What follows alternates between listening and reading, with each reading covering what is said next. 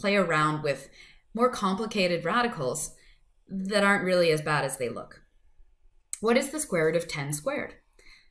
Well, you could think of it this way. That is the square root of 10 squared, so the square root of 100, and the square root of 100 is 10. But remember that when we're taking the square root, we have an order that is 2. So maybe I just realized that I'm trying to take the square root, the second order, or order of 2, of something that is itself squared. The answer is always going to be that number itself. Try that here. What is the square root of 5 to the power of 2? Well, if we play the same trick, the answer should just be 5. Is it? Well, 5 squared is 25. So what we're really being asked to do is take the square root of 25, and the square root of 25, yeah, that's 5. So as long as the order of the radical and the exponent to which the radicand is raised, the number under the radical, are the same, these are the same, not this guy, the answer is just the number under the radical sign without the exponent. So that's true if I raise the number under the radical sign, the radicand, to the exponent first and then try to take the square root, or if, like this, we take the square root of 10 and then raise it to the power of 2.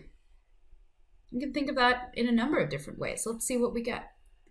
So this fundamentally means the square root of 10 times the square root of 10.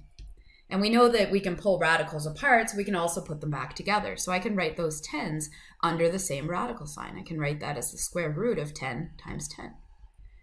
In other words, we're being asked for the square root of 100. And the square root of 100 is 10. So if we recognize that pattern elsewhere, we can skip right to that final answer. So here, the square root of 5 squared, that's just going to be 5. Try proving that to yourself. And of course, the nth root of 3, all raised to the power of n, is also 3. So we don't need to know what the order and the exponent are. They can be variables. In action, what is the square root of 3 squared? Of course, it's just 3.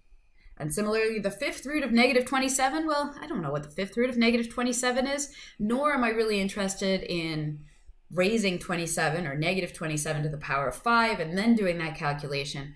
But I recognize once again, as we did over here, that the order of the radical and the exponent are the same, so the answer is simply negative 27.